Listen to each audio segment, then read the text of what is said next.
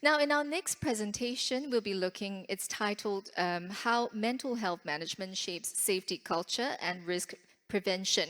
So a bit of background about our speaker that will be coming up. His expertise has been in the research of the area of maritime stresses and psychological illnesses to develop preventive measures specifically for the maritime industry. So we're very pleased this afternoon to be having with us clinical psychologist and founder of Mental Health Support Solutions. Please welcome Mr. Charles Watkins. Hi, Mr. Watkins. Stage is yours.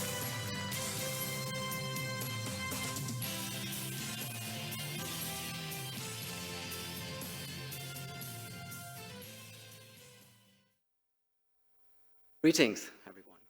It's great to be here. I might be the odd one out here, so let me introduce myself. I'm Charles Watkins. I'm CEO and founder of MHSS. We started about 5 years ago now, almost, and we offer mental health support. We're the industry leaders in terms of mental health for seafarers and clinical professional psychologists that help seafarers around the world deal with all type of emotional distress, crisis situations, and worse. Yeah. We do trainings, we do support, but we also fly to vessels. We stay there, we support them on the vessels when things happen. We offer help for post-traumatic stress symptoms, but also general psychological first aid. So let's dive into this topic. I've chosen this map because older seafarers that I've interviewed, they still know about these maps, or they heard about them from their grandfathers, their great-grandfathers.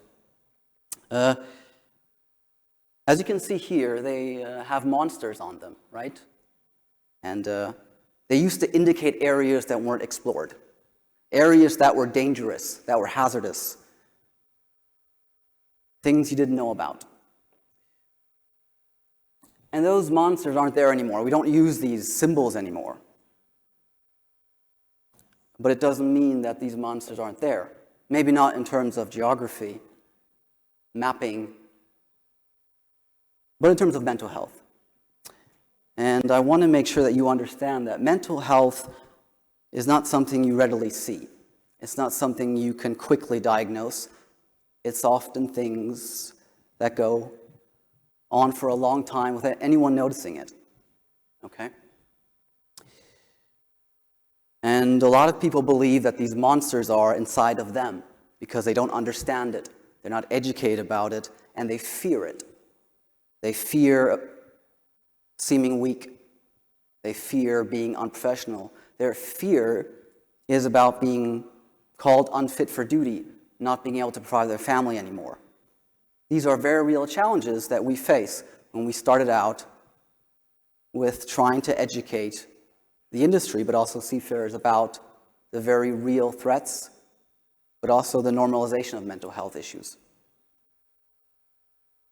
So please keep that in mind as we continue. I could speak about many things, but I think lately I've noticed, or my team and I have noticed, leaders have a tremendous impact on the mental health on board. And I want to talk about that because it directly affects safety culture. Now, when I talk about culture, I mean work culture. I mean work environment. I mean how people come together and live the rituals and the beliefs and the laws, the regulations that are official and unofficial on board. When leaders are trained well, when leaders understand how important mental health is, how important it is to create an environment that is compassionate, that accepts people speaking up, and doesn't see mental health as a weakness, but sees mental health issues as things we all need to go through in life. None of us are immune against these things. We all have them. We all have bad days and good days, some worse than others.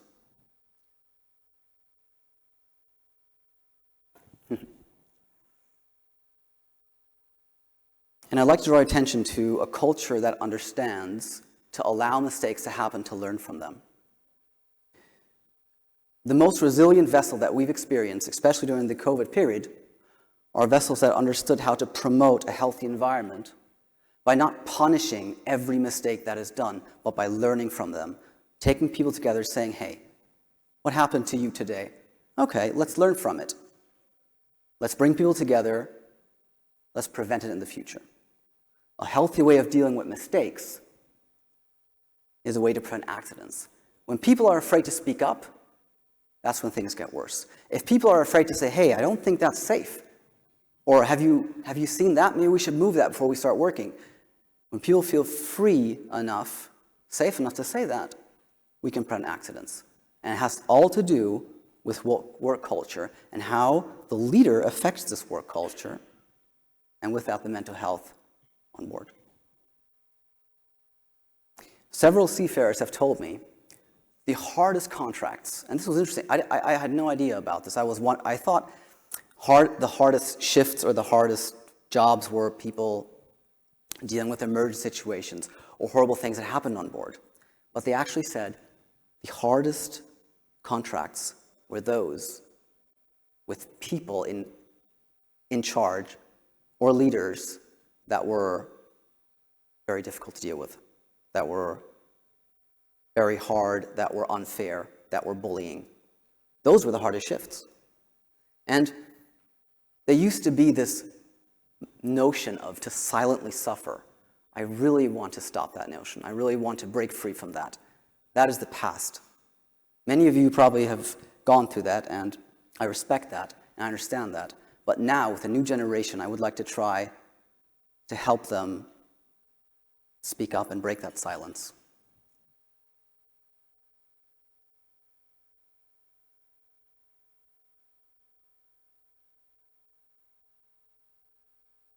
So as I try to explain, when we talk about a culture of excellence, a safety culture, we are trying to understand how the group dynamic, how the resilience of the whole is influenced by certain types of factors, okay? So if concerns are heard and dealt with quickly, it's the same thing in medicine as it is in psychology and mental health. The earlier you deal with the problems, the better the prognosis, the better you can actually solve something, the more easier it is before it gets out of hand. Okay? So when conflicts are dealt with in a, you know what, let me put it this way. Never avoid conflict. Move into conflict. It's good to catch it early and to solve it. I think that's my main point. Yeah. Don't avoid conflict, move towards conflict, because then it can be solved before it gets worse, before it gets big, before it might create something worse than just an accident or a concern. So how do we do that? Well, first of all, people have to be trained. You have to know about this. Leaders have to understand, what does it mean to be a compassionate leader? Am I weak with that? Am I stronger with that? Yes, you are stronger with that. You're allowing people to understand that you lead with compassion. That doesn't mean that you're not a good and strict or a competent leader. No, it means that you understand how important it is to understand when people feel safe and secure to speak up, you will hear about things before they turn into problems. When people are fatigued, when people are bullied, people will speak up for them. And that's what we're trying to instill. That's what we're trying to change here. Every training I've given, on every vessel that I've been, even on the oil rigs, there was never one seafarer that hasn't experienced bullying or witnessed bullying. It still is a problem. It's very real. And with this culture of excellence, culture of care, we're not going to eliminate it. That's not the goal. The goal is to have people speak up early enough to prevent things from getting worse. I've been to several vessels where people have committed suicide because of bullying. It's a very serious issue. And that's why it's very important to understand how conflict management and how creating that culture of care through proper training and skills and leadership can really prevent most of the issues that pop up in the future.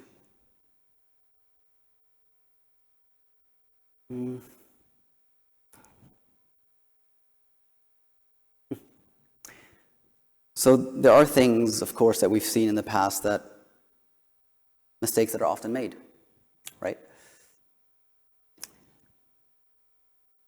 It's often about ego. It's about power. It's about feeling insecure when you're trying something new, or believing that you might seem weak. It's quite the contrary, actually. These are all issues that can be addressed with awareness, with psychoeducation, with understanding of how sometimes we may feel like we're not good enough, worth enough, when in reality, actually, it's just our own insecurities telling us that we should act a certain way when you don't really have to. Empathy, compassion, patience, these are skills that define every strong leader. So it's the direction we need to move into, and we need to start educating. The sooner the better. We, as human beings, we grow from the stories of challenge, from the stories of struggle, when we're dealing with emergent situations, with mental health issues. Those are the things that shape us, that give us our depth, so we can relate to others, we can show compassion, we can show empathy to others. It's not weakness when we deal with mental health issues. It's strength, because that's what we all have to go through in one way or another. Some people need more support than others, and support is a good thing.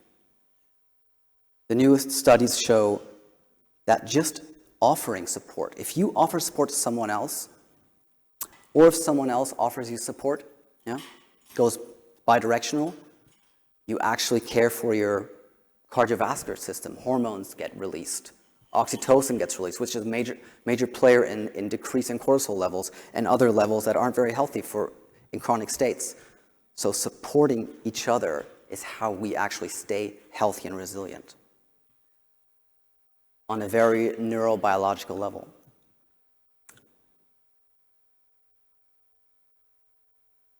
The reason I'm focusing on leaders is because, again, they dictate the tone of voice. They dictate the environment. They dictate how you feel on a vessel, how you feel in an office. They can normalize mental health for everyone, taking away the stigma, taking away the fear of people wanting to speak up. And that's a beautiful thing. They can break the silence, and they can create a whole new world of change by just the way they act every day. So showing up and helping people understand how vulnerability is a strength, not a weakness. And last but not least, I would like to use these couple of seconds to thank everyone who has called, everyone who's supporting people on board, everyone who has broken the silence, everyone who's taking that leap of faith and believing in that we can change this environment, we can change this world to a better world, less accidents, more people being heard, and taking this topic with the seriousness it deserves. Yeah? Mental health, physical health should be one. And thank all of you for taking the steps in the right direction. I was very happy to hear about the previous presentation. It put a smile on my face, so thank you for caring. That's not something I take for granted nowadays. Thank you very much, everyone.